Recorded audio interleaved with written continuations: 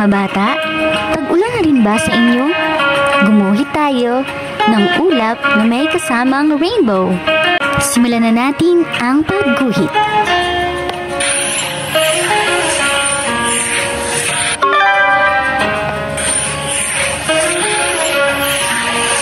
Ngayon naman ay kukulayan natin ang ulap. Ito ay kulay sky blue.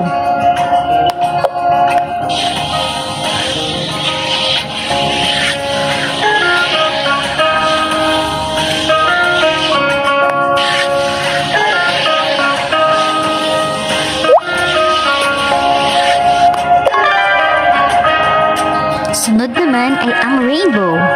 Unahin natin ang kulay orange.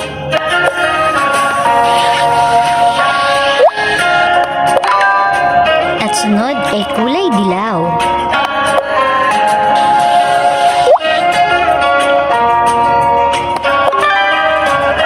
At ang pinakahuli ay kulay violet.